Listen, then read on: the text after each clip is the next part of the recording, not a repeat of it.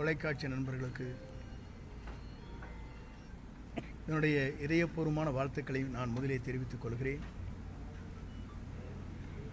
2 நாட்களாக நீங்கள் படும் பாடுகள், எவ்வளவு கஷ்டத்தோடு உங்கள் பயணங்களை மேற்கொண்டிருக்கிறீர்கள் என்பதை நான் கண்கூடாக பார்த்தேன். எவ்வளவு இடர்பாடுகளுக்கு இடையில் என்னை பின்தொடர்ந்து வருவது எவ்வளவு கடினம் என்பதையும் தெரிந்து என்னை பல வகையிலே துரத்தி நீங்கள் பிடித்தீர்கள் என்பது எனக்கு தெரியும். அப்படி உழைக்கக்கூடியவர் நீங்கள். உங்களுக்கு வாழ்த்து சொல்வது மட்டுமல்ல, நீங்கள் எல்லோரும் நீண்ட நாட்கள் இறைவனர்களால் எல்லா சிறப்புகளும் பெற வேண்டும் என்ற வாழ்த்துக்களை நான் முதலே தெரிவித்துக் கொள்கிறேன். தொலைக்காட்சியிலே பணியாற்றுகிற நண்பர்கள், அதேபோல பத்திரிகை நண்பர்கள், ஊடகங்கள் அனைத்துமே ஒவ்வொருவருக்கொரு போட்டி போட்டுக்கொண்டு கடுமையாக உழைத்து அவள் பணியாற்றுகிற அந்த நிறுவனத்திற்கு நற்பெயரை கொண்டு வர வேண்டும் என்பதற்கு நீங்கள் உழைப்பென்பது சாலச் சிறந்ததாக மட்டுமல்ல, எல்லோரும் போற்றுகின்ற அளவிற்கு உங்கள் பணிகள் அமைந்திருக்கிறது. அதற்காக எல்லோருடைய சார்பாக என்னுடைய வாழ்த்துக்களையும் பாராட்டுகளையும் நான் தெரிவித்துக் கொள்கிறேன். இன்று அனைத்து இந்திய அண்ணா திராவிட முன்னேற்றக் கழகத்தில் புரட்சித் தலைவரால் நான் அடையாளம் காட்டப்பட்டவன். 1972 இந்த இயக்கம் துவங்குகிற போது தலைவருக்கு பின்னாலே அணிவகுக்கின்ற தொண்டர்களில் நானும் ஒருவன். புரட்சித் தலைவரால் ஈர்க்கப்பட்டு 75 பொதுக்குழு கோவையிலே பிரசிடென்ட் ஹாலிலே நடைபெறுகிற போது அதற்கு முழு பொறுப்பையும் அண்ணன் அரங்கநாயகம் மணிமாறன் என்னிடத்திலே ஒப்படைத்தார்கள். அந்த பணிகளை தலைவர் பாராட்டுகின்ற அளவிற்கு அந்த பணிகளை நாங்கள் முடித்து அவர் இருக்கின்ற சத்யா ஸ்டுடியோவிலே சந்திக்கின்ற போது அவர் என்னை கட்டிப்பிடித்து தழுவி, ஒரு இளைஞராக இருக்கிற நீங்கள் இந்த பணிகளை ஆற்றியிருக்கிறீர்கள், நான் பாராட்டுகிறேன் என்று பாராட்டினார். அப்போதெல்லாம் எதிர்க்கட்சியை சார்ந்தவர்கள் சொன்னார்கள், இந்த கட்சி 100 நாட்கள் கூட நடக்காது, 100 நாட்களிலே 100 நாள் படம் என்று சொல்வார்களே, அதை போல மறைந்துவிடும் என்று சொன்னார்கள். ஆனால் பேரறிஞர் அண்ணா அவர்களால் பாராட்டப்பட்டவர் புரட்சித் தலைவர். அண்ணா அவர் சொல்கிற போது, இந்த இயக்கம் இன்றைக்கு வெற்றி பெற்றிருக்கிறது, என்னை நீங்கள் காண வந்திருக்கிறீர்கள் நான் முதலமைச்சர் என்ற முறையில் என்று சொல்லி என்னை வெற்றி வைத்தவர் குண்டடி பெற்று கிடக்கிறார், அவரை பார்த்துவிட்டு வாருங்கள் என்று அண்ணாவால் அடையாளம் காட்டப்பட்டுள்ள பாராட்டுதலை பெற்றவர் புரட்சித் தலைவர். அவர் தன்னுடைய காலத்திலிருந்து அவருடைய பணிகள் என்பது 3 முறை தமிழ்நாட்டில் முதலமைச்சராக அருகிலே அமர்ந்தார்.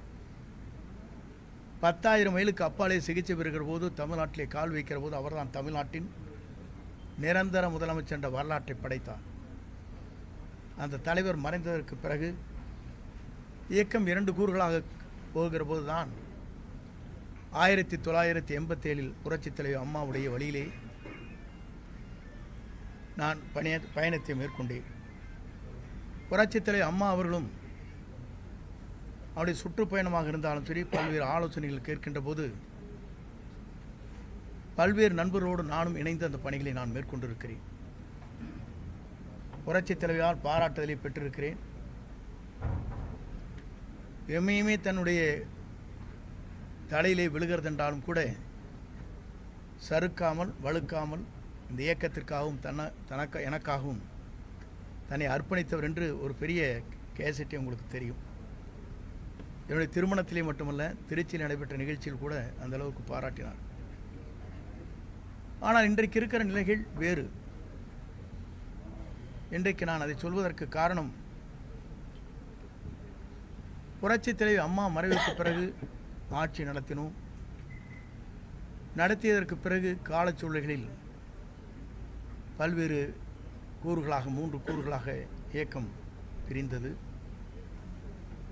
நாங்கள் அனைவரும் ஒன்றாக இணைய வேண்டும் என்ற நோக்கத்தோடு தான் நாங்கள் எல்லோரும் அந்த கருத்துக்களை வலியுறுத்தினோம். ஆனால் அந்த கருத்துக்கள் பரிமாறப்பட்டதை தவிர செயல்படுத்த இயலவில்லை. ஆகவேதான் இன்றைய சூழ்நிலையில் ஒரே ஒரு கருத்தை நான் சொல்ல விரும்புகிறேன். நான் என்று ஒருவன் நினைத்தால் ஆண்டவன் தான் என்று கண்டித்து விடுவார், பார்த்துக்கொள்வார். ஆண்டவன் தான் என்று பார்த்துக்கொள்வார். இதுதான் இன்றைய சூழ்நிலை. இறைவன் எல்லோருக்கும் மேலே இருக்கிறார். இறைவன் நம்மை கண்காணித்துக் கொண்டிருக்கிறார்.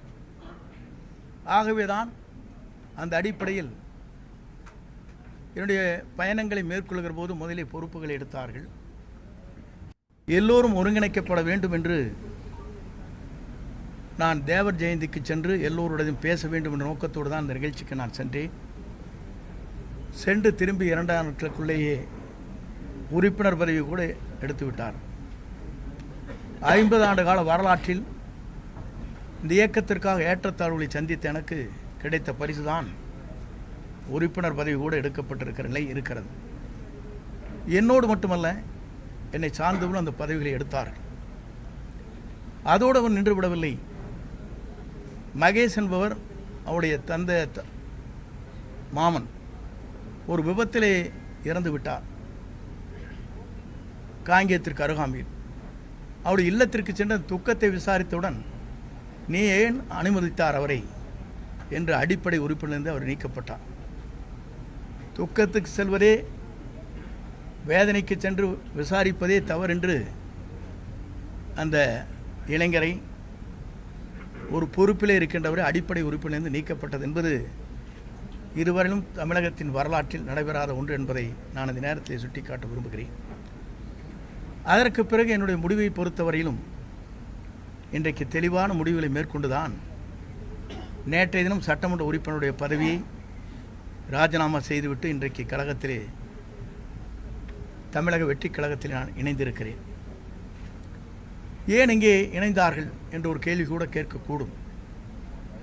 இதற்கு காரணங்கள் இருக்கிறது. இன்று திமுக வேறல்ல, அண்ணா திமுக வேறு என்பது அல்ல, உங்களுக்கு தெரியாத ஒன்றல்ல. இரண்டும் ஒன்றாக இணைந்துதான் பயணங்களை மேற்கொண்டு வருகிறார் என்பதை நாடறிந்து கொண்ட ஒன்றாக இருக்கிறது. இதை ஊடக நண்பர்களுக்கு நன்றாக தெரியும். ஏனென்று சொன்னால், நாட்டில் நடைபெறுகிற நிகழ்ச்சி தேர்தல் களத்தில் இருக்கின்ற போது ஆளுநரிடத்திலே கொடுக்கப்பட்ட மனு, அதற்கு பிறகு நாங்கள் என்ன நடவடிக்கை மேற்கொள்கிறோம் என்று சொன்னதோடு சரி, அதற்கு பிறகு அவங்களுடைய பயணங்கள் எப்படி இருக்கிறது, எப்படி நடைபெறுகிறது என்பதை பத்திரிகை நண்பர்களுக்கோ மக்களுக்கோ நான் சொல்ல தேவையில்லை. ஆனால் என்னுடைய பயணத்தை பொறுத்தவரையிலும் ஒரு தூய்மையான ஆட்சி தமிழகத்திலே மலர்வதற்கு வெற்றி கழகம், இன்றைக்கு தமிழக வெற்றி கழகம் இளவல் நம்முடைய வெற்றி பயணத்தை மேற்கொண்டிருக்கிற விஜய் அவர்கள் ஒரு மாபெரும் இயக்கத்தை உருவாக்கி மக்கள் மனதிலே இடம்பெற்றிருக்கிறார். இங்கே வந்த பத்திரிகை நண்பர்களே அவருடைய குழந்தைகளை கேட்டால் சொல்லும். பள்ளிக்கு செல்கிற குழந்தையாக இருந்தாலும், கல்லூரிக்கு செல்கிற குழந்தையாக இருந்தாலும் கூட, அப்பா அம்மா இந்த முறை அவருக்கு ஓட்டளியுங்கள் என்று கேட்கின்ற நிலை தமிழ்நாட்டிலே பல்வேறு இடங்களிலே பல்வேறு செய்திகள் வந்து கொண்டிருக்கிற நிலை என்னிடத்திலே சொல்லியிருக்கிறார். என்ன காரணம்? ஒரு மாற்றம் தமிழகத்திலே வேண்டும். தமிழகத்திலே ஒரு புதிய மாற்றத்தை உருவாக்கப்பட வேண்டும். தமிழகத்திலே இவர்கள் மட்டும்தான் ஆள வேண்டுமா? ஏன் ஒருவர் மற்றவர் நல்ல புனித ஆட்சியை நடத்துவதற்கு, ஒரு தூய்மையான ஆட்சியை நடத்துவதற்கு ஒருவர் தேவை என்ற எண்ணம் மக்கள் மனதிலே நிறைந்திருக்கிறது என்பதுதான் இந்த தமிழகம் வெற்றி கழகம் இன்றைக்கு பயணத்தை மேற்கொள்கிற போது அது வெற்றி பயணமாக நடைபெற்று கொண்டிருக்கிறது. குறிப்பாக இதை நான் சொல்வதற்கு காரணம், எல்லா நாடுகளிலும் எல்லா மாநிலங்களிலும் பல்வேறு மாற்றங்கள் உருவாகி கொண்டிருக்கிறது. டெல்லியை எடுத்துக்கொண்டாலும் கூட 2 கட்சிகள் தான் பெரிய கட்சி என்கிற போது அன்றைக்கு மாற்றங்கள் உருவாக்கப்பட்டது. ஆம் ஆத்மா வந்தது, ஆம் ஆத்மா சொன்னது.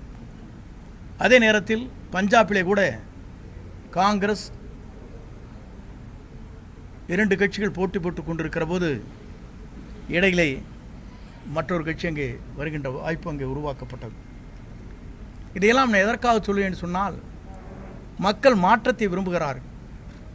ஒரு தூய்மையான ஆட்சி தமிழகத்திலே கொண்டு வர வேண்டும், ஒரு மாற்றங்கள் தேவை என்ற நோக்கத்தோடு தான் இந்த பயணங்களை அவர் மேற்கொண்டிருக்கிறார்கள். இந்த பயணம் என்பது உங்கள் தொலைக்காட்சி நண்பர்கள் மட்டுமல்ல, மக்கள் இன்றைக்கு முழு மனதோடு வரவேற்றிருக்கிறார்கள்.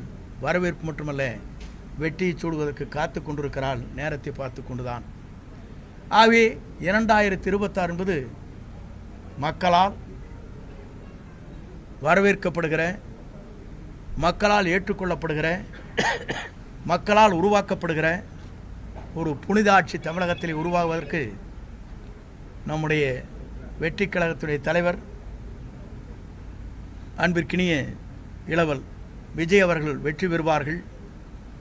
2026 மக்களால் மாபெரும் புரட்சி உருவாகி வெற்றி என்ற இலக்கை அவர் எட்டுவார் என்பதை மட்டும் நான் இந்த நேரத்திலே உங்களுக்கு பணிவன்போடு தெரிவித்து, வருகின்றிருக்கிற தொலைக்காட்சி நண்பர்கள், ஊடக நண்பர்களுக்கு என் வாழ்த்துக்களையும் நன்றியும் பாராட்டுதலையும் தெரிவித்துக் கொள்கிறேன். நன்றி, வணக்கம்.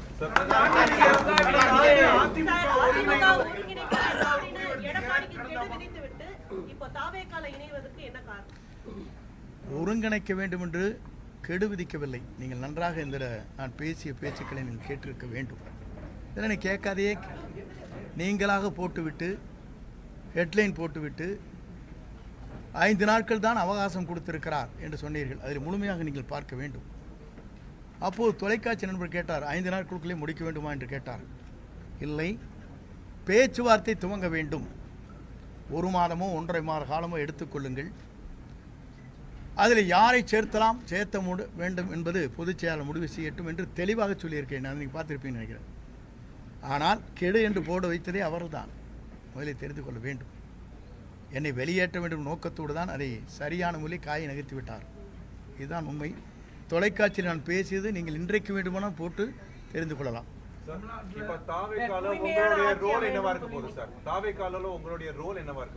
ஈவினிங் வந்து தலைவர் டிக்ளேர் பண்ணுவாரு. சோ அதுல தெரிஞ்சு அதுதான்